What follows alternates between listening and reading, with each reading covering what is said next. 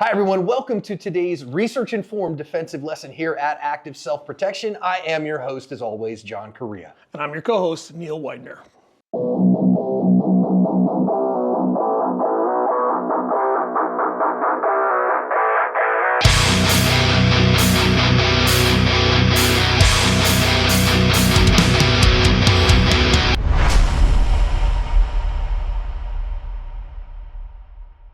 Past Christian, Mississippi, you see this clerk standing there. Dude comes around the corner. He was already inside the store, gun up.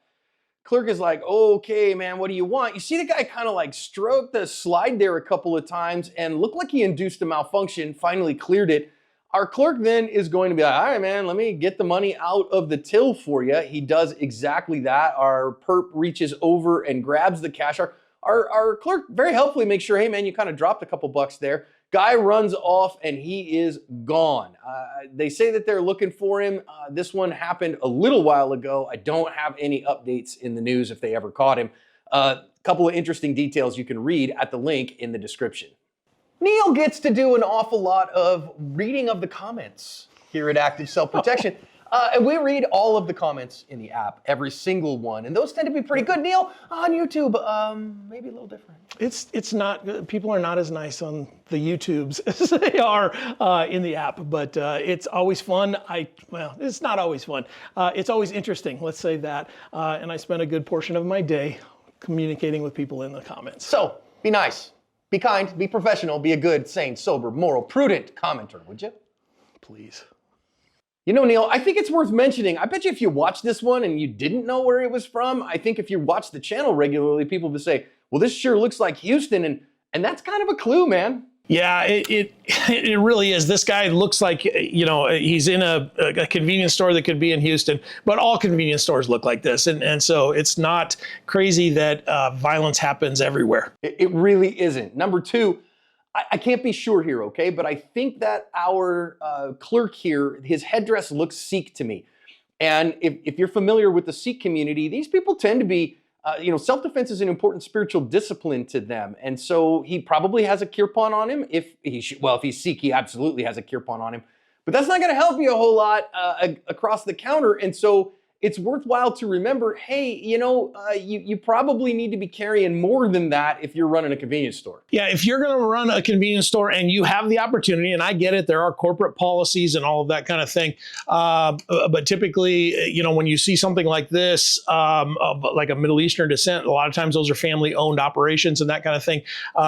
So maybe speak with your family, consider arming up because it's an easy target.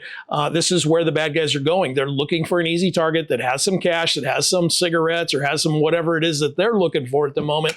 So these are a good target. So if you're able to arm up, this is the place to do it. It's a really interesting and good point, Neil. Now, dude comes around the corner here and gun is up. Now, that means he's been in the store for a little while. And I really think that a lot of times, Neil, people aren't thinking about the fact that, hey, wait a minute, this guy came in the store a little bit ago with his hood up and a mask on.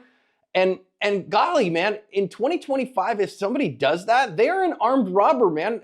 The time of the pandemic with people wearing masks and stuff in public is over. And unless they're like really old and immunocompromised. And so I think you can absolutely take that as a pre-attack indicator. Absolutely, John. I think you're 100% right on that. And I think that maybe just based on the body language of our guy behind the counter, that maybe he did clock that to some degree, because he almost kind of looked like he was ready for somebody to come around the corner there. Now, that's not to say, several of the last videos that I've analyzed and looked through, we're seeing bad guys, cock the slide as they come around the corner as maybe of an intimidation thing. That sound of the slide racking, is scary to some folks, and maybe he racked a slide right as he came around. But that guy behind the counter did look like he was at least somewhat suspicious of this guy. And if you're being suspicious of somebody, if your spidey sense is going off, then you've got to honor that. You've got to respect that and rapidly react to whatever the situation is. And it doesn't mean that you have to pull your gun out when you see somebody that's wearing a mask or something along those lines,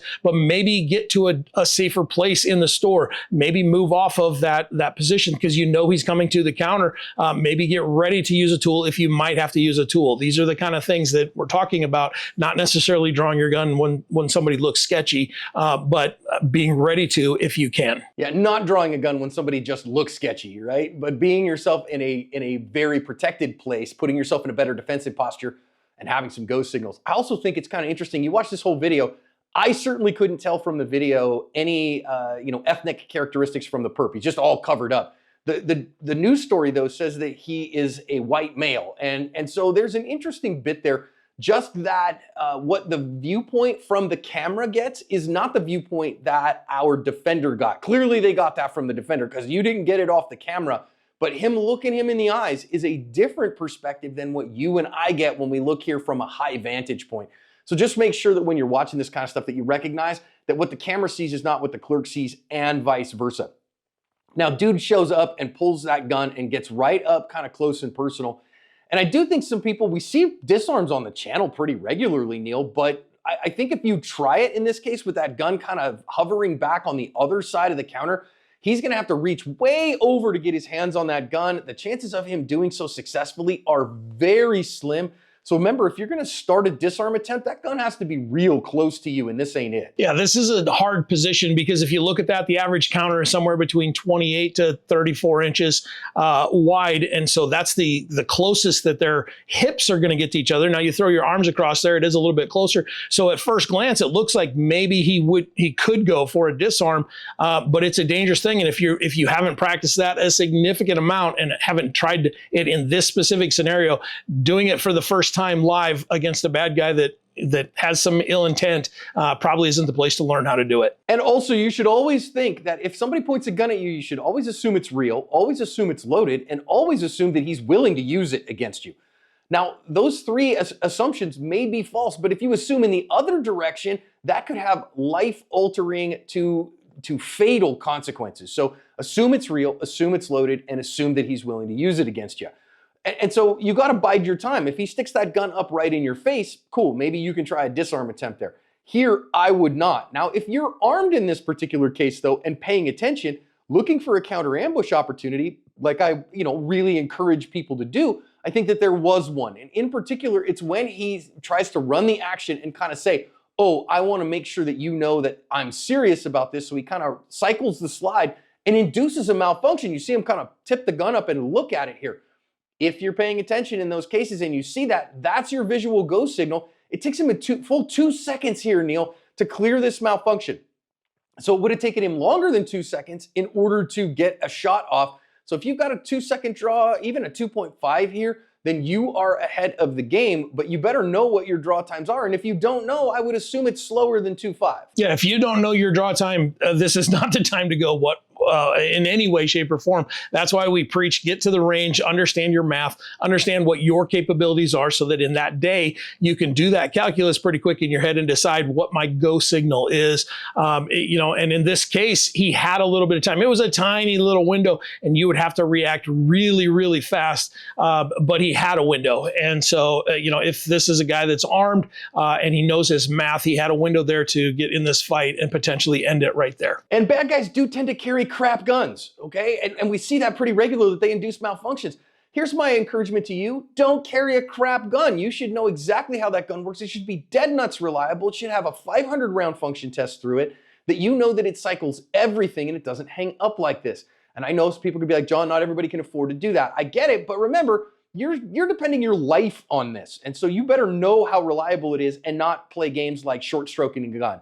Now, in the end, he complied, and compliance is a strategy. And I don't want to denigrate it as a strategy, Neil, because it did work for him here. Okay, fine, man, here's the money, and the guy gets away. Now, there is a 75% chance that you will not be injured in an armed robbery if you're completely compliant. So that means you're only a 25% chance that you will be injured in an armed robbery if you're fully compliant. That's FBI statistics there from victims. And I think that that's not terrible odds. Of course, if you yourself are armed in an armed robbery and you get a shot off yourself, that chance goes down from 25% of injury to 6%.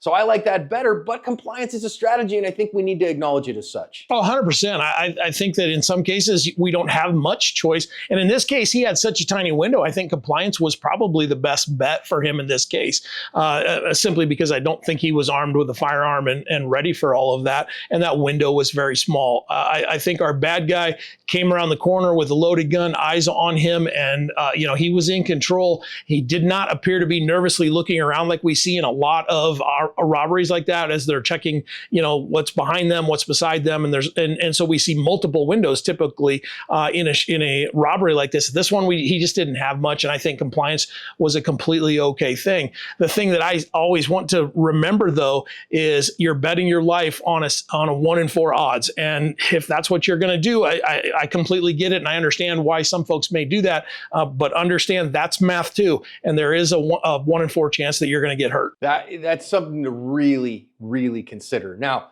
if you are a clerk at a convenience store, I want you to recognize how dangerous your job is. You probably already do, but recognize that's a dangerous job and you need to take steps to protect yourself. But I think most of us, even if we don't work in one, we frequent them. We're going in there for a Slurpee or, a roller hot dog or a bag of chips after we get some gas. And so, hey, these kind of things happen when there are customers in the store too. So we got to take mental reps like this so that we know what our go signals are to cover our asp.